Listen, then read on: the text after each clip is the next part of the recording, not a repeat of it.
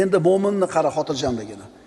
Agar safarga chiqib ketayotgan bo'lsa aytadiki: "Ey Robbim, sen safarda menga hamrohsan, ahlim, oilam, molim va farzandlarim ustida o'zing xalifa boshliqsan. O'zingga topshirdim" deydi, xotirjam ketadi. Bolasini safarga jo'natayotgan ota, ona nima deydi? "Bolam Allohga omonatsan" deydi. Bo'ldi.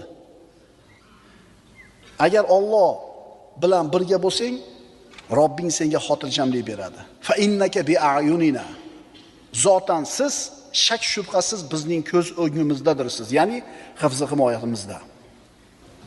Agar Alloh bir bandani o'zini rioyasiga olsa-chi, panohiga olsa-chi, bu banda hech qachon xor bo'lmaydi. Ikki dunyoda ham. Alloh bunaqa bandasini tashab qo'ymaydi, zoya qilmaydi. Shunday va'da bergan. Allohning va'dasi bajarilmay qolishidan ko'ra, bu osmoniy yerlar vayron bo'lib ketishi Alloh uchun osonroq.